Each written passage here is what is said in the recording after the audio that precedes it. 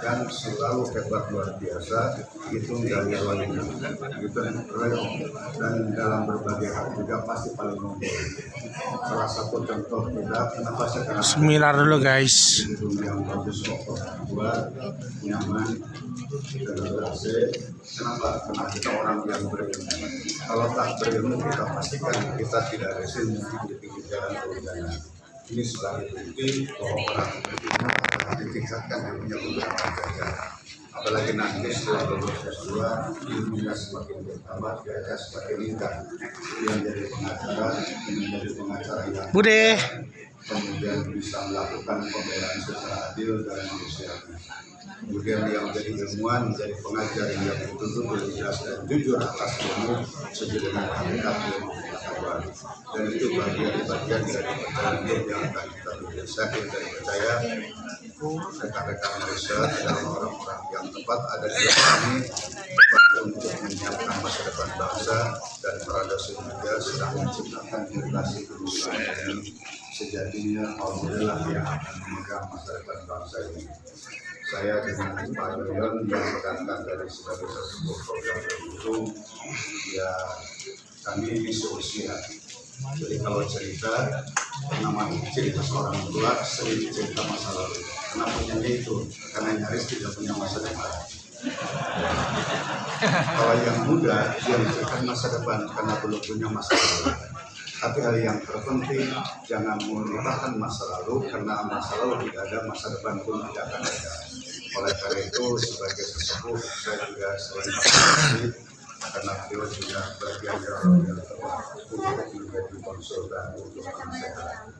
Dan ini sebagai warning bagi orang berbeda, sebelum mereka terungkap. Kenapa demikian?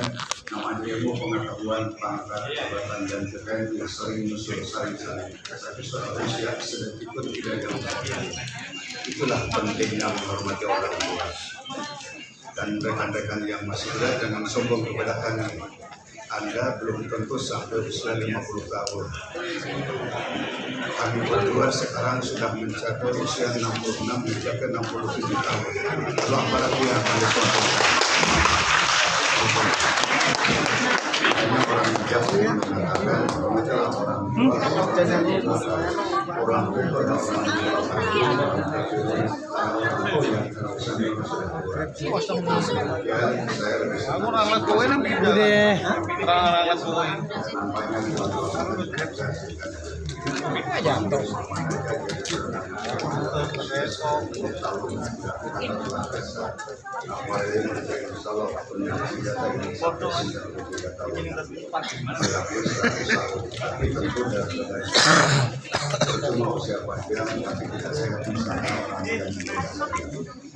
namun demikian kami dorong oleh rasa dengan berbagi cara ilmu termasuk orang rasa jauh-jauh terbang atau naik kereta luar biasa naik berapa jam coba bahkan sesekali buka laptop untuk persiapan supaya well prepare untuk kebahagiaan masing. Sekali lagi terima kasih kepada semua yang telah berkontribusi, dan kami pesan kepada rekan-rekan Malaysia manfaatkan kesempatan sebaik-baiknya sehingga kita tidak miss waktu, kesempatan yang luar biasa dalam program. Mari kita sama-sama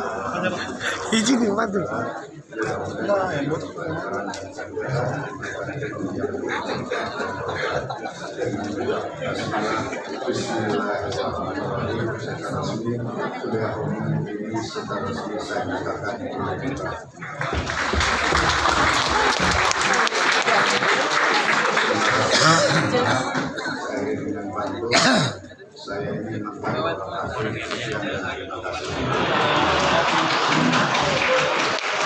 Oke.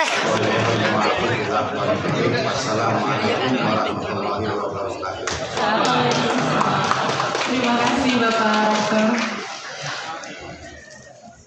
Pada kesempatan kali ini izinkan sekaligus kami mengundang kembali Bapak Rektor untuk memberikan plakat kepada Bapak Profesor Dr. Agnesa SHMU selaku pembicara pada seminar kali ini, didampingi oleh Bapak Direktur Pasca Sarjana Bapak Dr. Insinyur Hasarwani MTME, Bapak Kaprodi Profesor Dr. Oksidelva SHMH dan Bapak Dr. Bambang Sutoso SHMH, dan dilanjutkan dengan foto bersama, dan Bapak Dr. Susanto SHMH MM.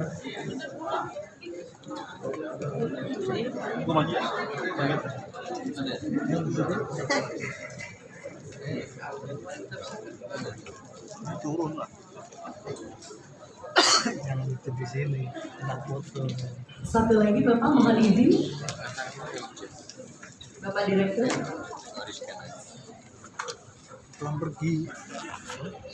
Pulang pergi sekarang. Enggak. Itu jadi nanti. Enggak ada gunanya.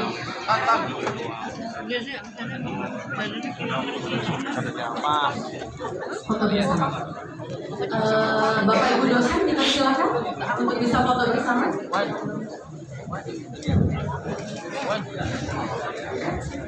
Boleh Pak, boleh. Kita menghadap ke mahasiswa yang baris tengah ke belakang boleh berdiri supaya kelihatan. Yang depan duduk ya, kalau nggak kelihatan nanti. Bapak kameramen boleh menyebar di sisi kanan dan kiri ya. Pakai drone. Foto selfie. Yang bagian ya oke, boleh berdiri. Dipersilakan berdiri. Berdiri semua.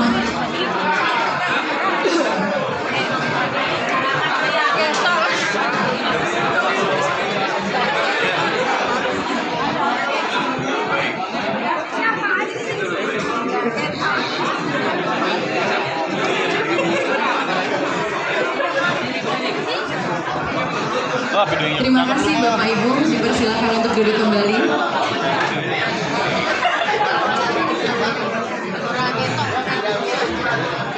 Terima kasih Bu Anissa.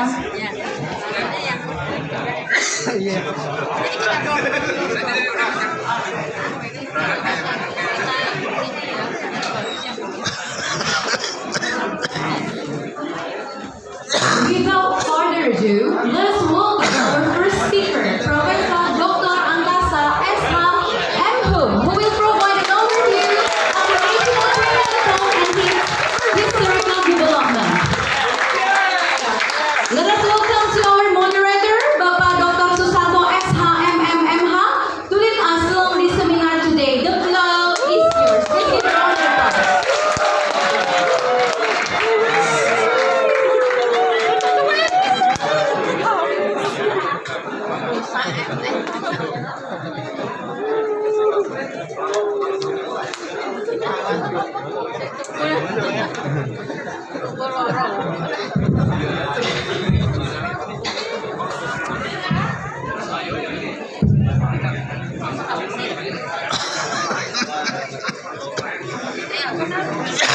Bismillahirrahmanirrahim. Assalamualaikum warahmatullahi wabarakatuh. Masih semangat ya? Masih. Alhamdulillah. Alhamdulillah, puji syukur kehadirat Allah Subhanahu wa taala. Hari ini kita kedatangan tamu yang luar biasa. Beliau adalah guru besar Universitas Jenderal Sudirman. Kepakaran beliau adalah di bidang teknologi. Sedikit membacakan kurikulum vitae beliau. Bisa ditampilkan, bisa kurikulum vitae beliau. Beliau adalah Profesor Dr. Angkasa SHMH, lahir di Semarang 23 September 1964. Umuran. Lebih senior juga tapi nampaknya lebih kelihatan muda beliau daripada saya. Kalau riwayat pendidikan S1 beliau adalah Fakultas Hukum Universitas Jenderal Sudirman tahun 1988. Alhamdulillah saya alumni sana, kemudian saya adalah mahasiswa beliau. S2 beliau di Universitas Diponegoro, lulus tahun 1993. Kemudian S3 beliau Dr. Ilmu Hukum dari Universitas Diponegoro, lulus tahun 2004. Jabatan yang pernah beliau emban, pertama adalah Kaprodi Magister Hukum Unsur 2005 sampai 2012, Dekan Fakultas Hukum UNSUD 2012 sampai 2017, Guru Besar Bidang Viktimologi. Adapun mata kuliah yang pernah diampu oleh beliau, yang pertama adalah pengantar ilmu hukum, filsafat hukum, viktimologi, dan kriminologi. Zamannya dulu saya kuliah viktimologi dan kriminologi. Kemudian untuk sekarang beliau adalah dosen tetap Fakultas Hukum UNSUD sejak 1988. Kemudian sekarang beliau adalah Ketua Asosiasi Pengajar Viktimologi Indonesia. Tanpa memanjang waktu, ada baiknya kita persilahkan kepada yang terhormat Profesor Angkasa SH M.Hum yang akan menyampaikan materi KUHP Nasional dalam perspektif viktimologi. Beri aplaus. Silakan, Prof. Terima kasih pada Pak Dr. Susanto SH MM ya. Belakangnya masih banyak lagi ya. Atas waktunya yang saya hormati Bapak Rektor yang sudah meninggalkan ruangan ini, Bapak Dr. Nur Zaman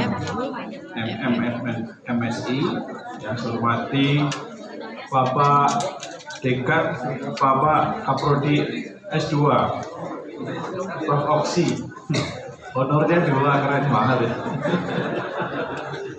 Yang saya hormati Bapak Direktur, Bapak Dr. Nul, Bapak Sarwani, ya mohon maaf Pak Sarwani. Kemudian juga ada Pak Ketua Panitia, Bapak Dr. Bambang Santoso SMH. Yang saya hormati Bapak Senior, Pak Dr. Yoyon yang sangat terkenal di Indonesia beliau ya. WA grupnya banyak sekali dan pasti ada beliau. Ada Asosiasi Dokter Indonesia, ada AFI, banyak lagi. Dan yang saya hormati para dosen dari Fakultas Hukum, Magister Hukum Unpam, dan juga para mahasiswa S2, khususnya yang pada pagi hari ini ikut. Dan setahu saya sebagai asesor ini, Magister Hukum Unpam ini rekor di Indonesia, paling banyak, luar biasa. S2 sekitar 500 ya Prof ya, 700 Masya Allah ya. Di luar Jawa 701 universitas, ini program magister 700, keren banget ya, luar biasa ya. Sebelum mulai mungkin saya pantun sedikit ya. Pergi ke Mataram naik pesawat terbang, semoga Unpam makin berkembang. Baiklah, saya sambil jalan-jalan saja ya. Mohon maaf kalau tadi ada yang belum saya sebutkan ya. Jadi saya sangat senang dan bangga bisa hadir di sini, di-invite oleh yang kita hormati bersama-sama Pak Yoyon. Jadi saya kenal dengan beliau sejak tahun 2006. Jadi tahun 2006 itu saya sudah hadir di Unpam, di kampus yang lama. Pada waktu itu sedang agitasi, saya asesor yang hadir di sana. Kalau tidak salah agitasinya tadinya dapat C, kemudian meningkat jadi B ya Pak Yoyon. Jadi kampus Unpam itu pada waktu itu masih 3 lantai.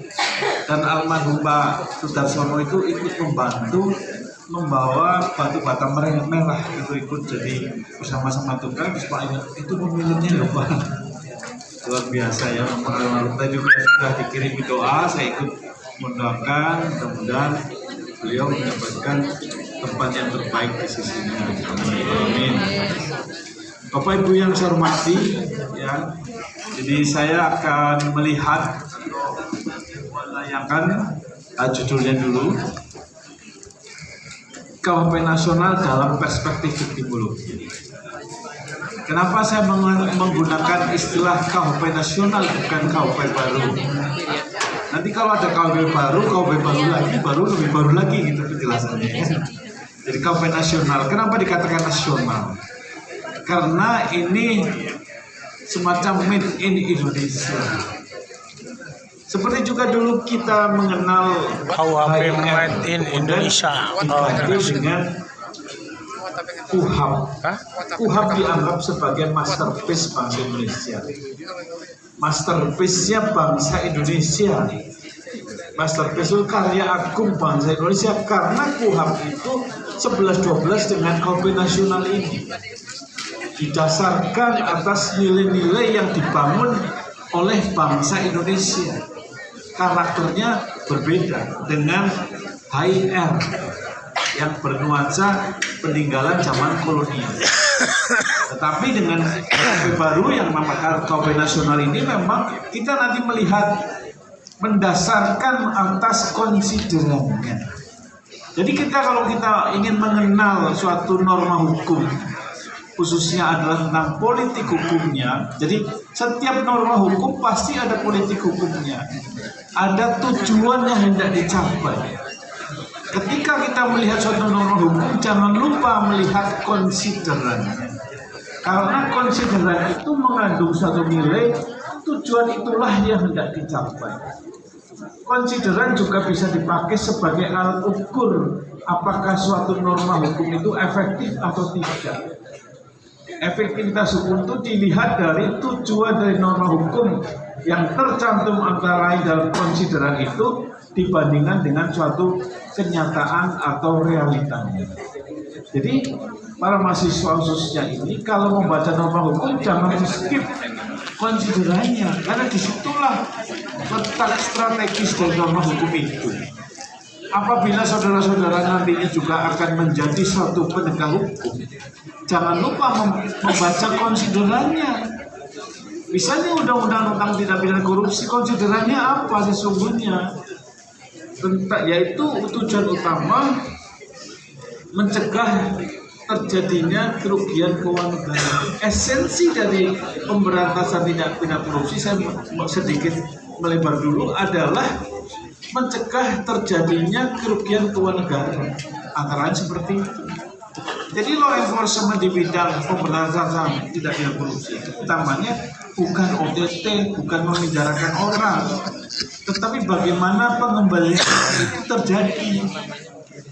Jadi kita jangan bangga dulu ketika banyak OTT, banyak didisplaykan orang-orang yang tertangkap, tetapi kerugiannya tetap hilang.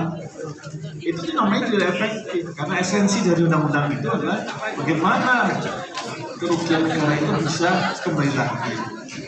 Ini ada puncaknya pasti paling paham tentang hal itu. Ya, nanti kalau saya salah dibenarkan ya, ujian saya.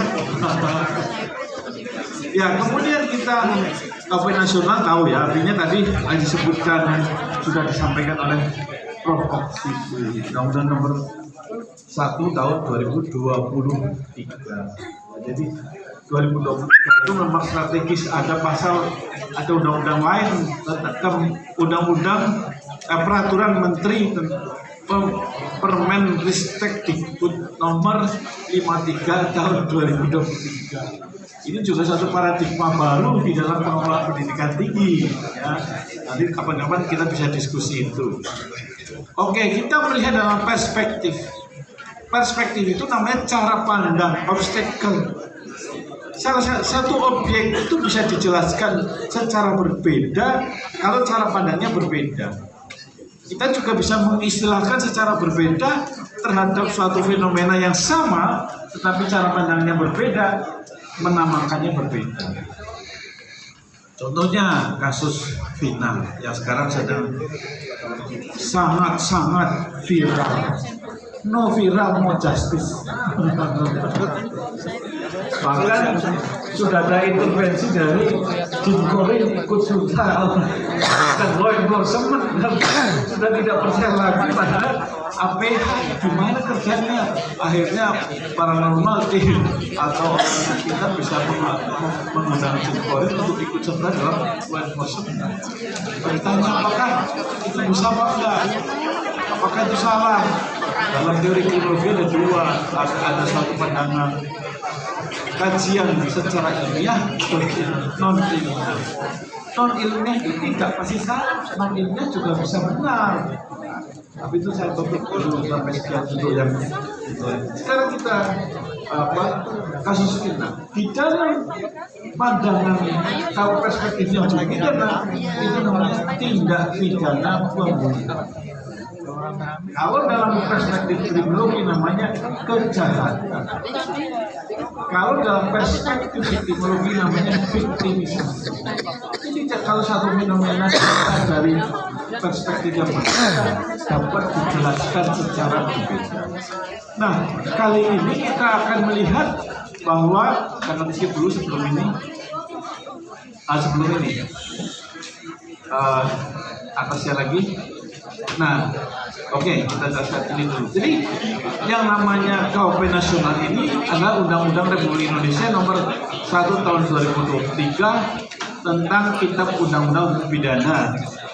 Ya, disahkan di Jakarta tanggal 2 Januari 2023 bertahun, berlakunya 3 tahun kemudian, yaitu tahun 2026. Kenapa tidak seketika berlaku? Repot.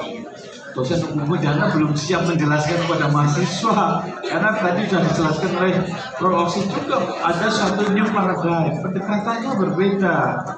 Ya, kita mengenal sekarang ada restoran justice, kalau kita di dalam KUHP kan masih berorientasi pada namanya sistem peradilan pidana yang berorientasi pada punishment. Sedangkan yang namanya justice itu lebih berorientasi pada bagaimana mengembalikan penderitaan korban.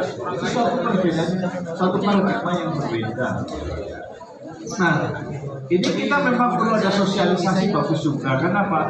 Dosen hukum pidana juga harus banyak belajar hal-hal yang baru karena sudah tadi disebutkan oleh Prof. Oksi, bukunya sudah berbeda, bukunya satu tapi pembagiannya berbeda. Kalau dulu ada 3 buku, buku 1, buku 2, buku 1 tentang ketentuan umum, buku 2 tentang kejahatan, buku 3 tentang pelanggaran. Sekarang hanya ada 2, ya, ketentuan umum dan tindak pidana. Tapi itu tidak akan saya ulas dari jauh karena saya perspektifnya adalah viktimologi. Next. Nah, sekarang kita melihat bagaimanakah munculnya KUHP nasional. Sebelum saya membahas lebih detail terkait dengan masalah viktimologi, kita melihat bagaimanakah konsiderannya.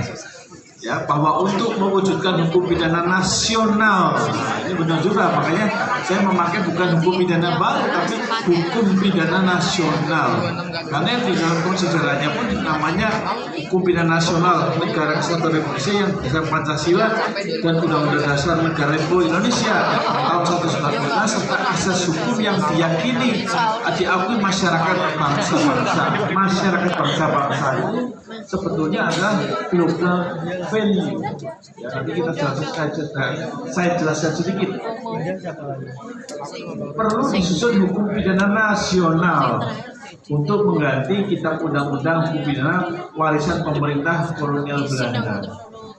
Sudah tahu kan, nanti kalau diajarkan Prof. Oksi bagaimana perjalanan KUHP nasional ini sampai hari ini. Panitianya sudah berapa generasi daripada meninggal, ganti lagi, meninggal lagi sampai sekarang. Alhamdulillah sudah ada suatu penekanan sehingga mau tidak mau harus diundangkan. Karena dengan adanya undang-undang KUHP nasional itu ada banyak konsekuensinya. Karena dia mengabsorpsi semua norma-norma hukum di luar kemudian disatukan kembali. Sehingga nanti juga ada lembaga-lembaga tertentu yang kemudian kewenangannya sudah hilang atau berkurang. Next, ini konsideran yang pertama, bahwa hukum pidana nasional, makanya nasional itulah yang saya sebutkan kenapa saya tidak memakai istilah hukum pidana baru. Hukum pidana nasional harus diselaraskan ya dengan politik hukum keadaan perkembangan kehidupan. Ini salah ya. Ada tipe dengan politik hukum keadaan perkembangan kehidupan masyarakat bangsa dan bernegara yang bertujuan menghormati dan menjunjung tinggi hak asasi manusia. Jangan lupa bahwa hak asasi manusia adalah nilai global. Karena saya melihat Indonesia nilai global, apakah kita mengenal manusia in generalis sebagai suatu nilai-nilai adat. Jadi dosen hukum adat bisa memberikan pandangan berdasarkan ketuhanan manusia, ketuhanan yang Maha Esa, kemanusiaan yang beragam, dan persatuannya kerakyatan yang dipimpin oleh lima kebijaksanaan dalam permusyawaratan perwakilan. Next. Bahwa materi hukum pidana nasional juga harus mengatur keseimbangan antara kepentingan umum atau negara dan kepentingan individu antara pelindungan terhadap pelaku tindak pidana dan korban. Ini sudah ada insert korbannya. Korban tindak pidana antara unsur perbuatan dan sikap batin, antara kepastian hukum dan keadilan, antara hukum tertulis dan hukum yang hidup di dalam masyarakat, antara nilai sosial dan universal, serta sekali lagi hak asasi manusia dan kewajiban asasi manusia.